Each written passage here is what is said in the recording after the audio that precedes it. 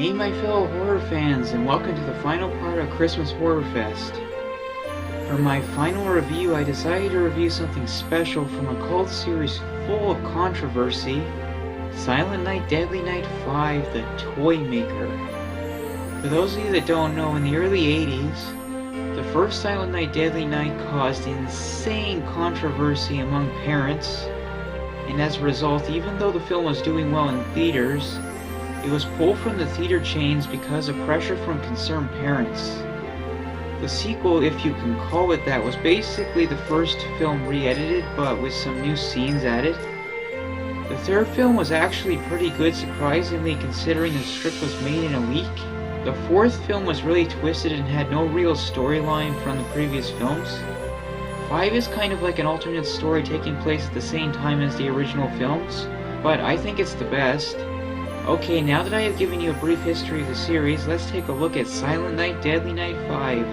Okay, Silent Night Deadly Night 5 starts with a boy up late who hears the doorbell, and after seeing that his parents are very busy, he opens the front door and finds a mysterious present on the front porch. Okay, before he can finish opening the present, his dad stops him after finding out he opened the front door. He gives him the serious talk of never opening the front door when you're a kid, and especially at night, which is solid advice. Anyway, while the kid pretends to go to bed, he instead watches his father as he examines the mysterious package and it starts moving. Uh-oh. Something horrible, I bet, is in there. The father opens the mysterious package and it's a toy? Yep, just a good old toy.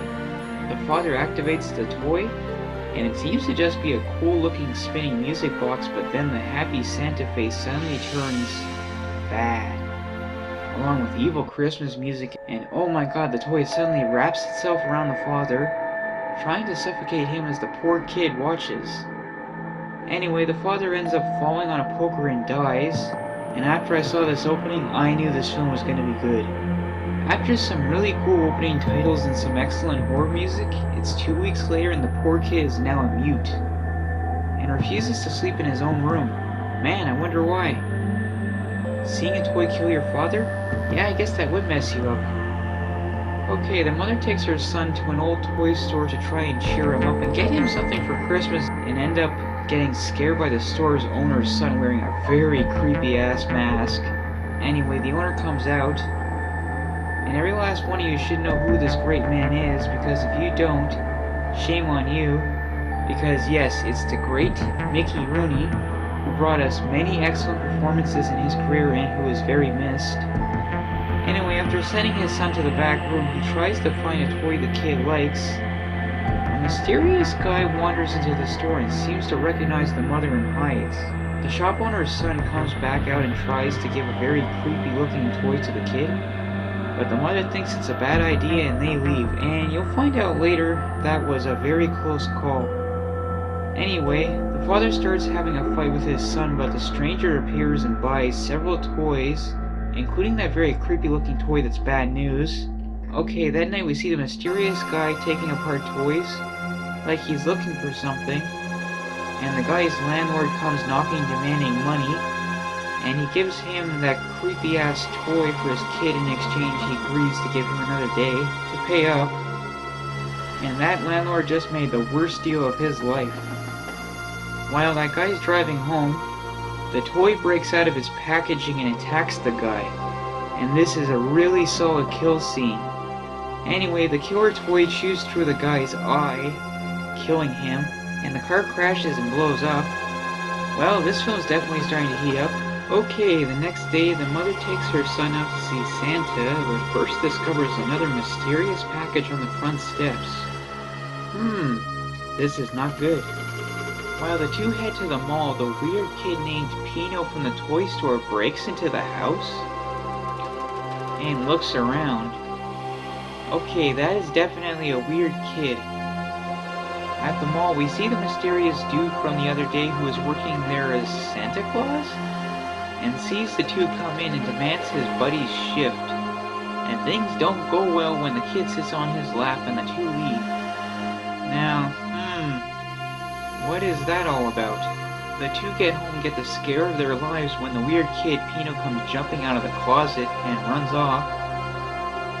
Okay, the mother, pissed off, goes down to the toy store yelling at the father, demanding to know why his son was in her house, and he makes up a sad story and she agrees to forget about it and leaves. The father then tries to get his troublemaking son to come out of the basement so he can set him straight, but that's not happening. Okay, that night while the mother is distracted talking to her friend, her smart kid tosses in the garbage the mysterious gift, and the neighborhood troublemaker finds the gift and opens it, and it seems to be a cool pair of rollerblades, and he starts having fun with them, causing trouble, but suddenly the rollerblades go haywire, and sparks are flying everywhere, and the rollerblades are driving themselves, and the poor kid ends up getting hit by a car.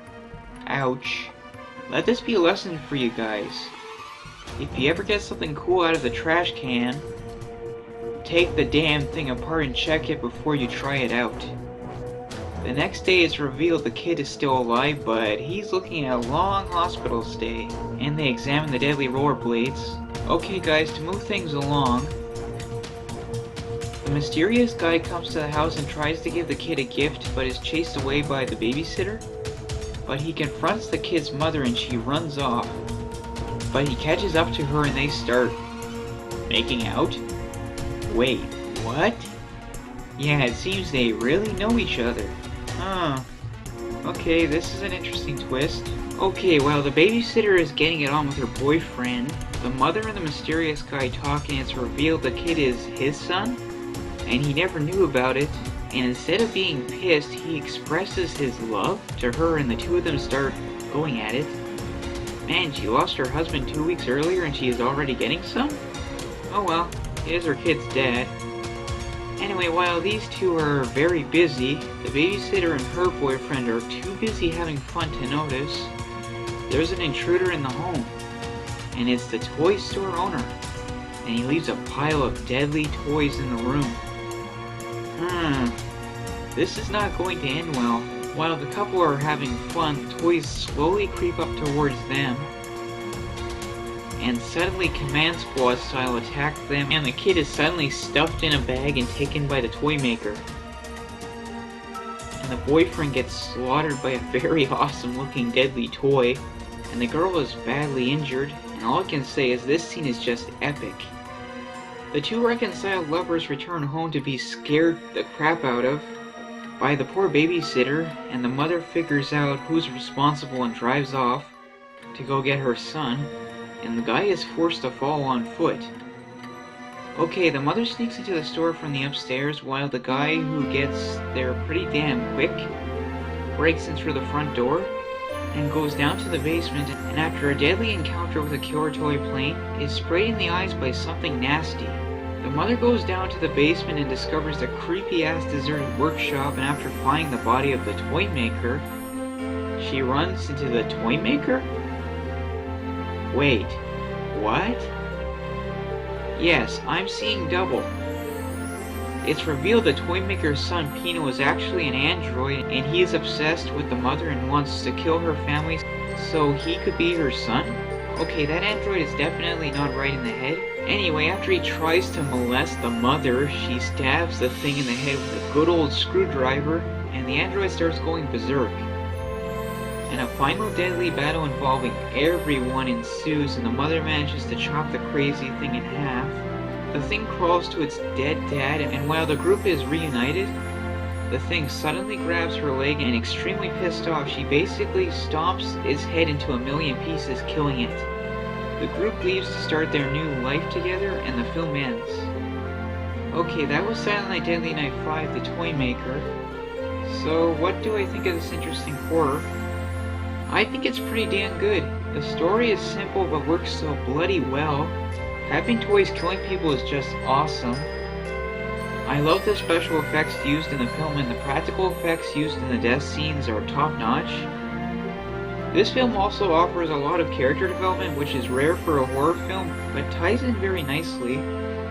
All around, Silent Night Deadly Night 5 is a really well balanced horror, keeping a great pace and delivering an excellent climax. This film is really good and I highly recommend it to any horror fan, and I am even bold enough to say this might be the best Silent Night Deadly Night film in the series, though I am sure many of you will argue that one. Anyway, in the end, this film is definitely worth checking out and I highly recommend you do.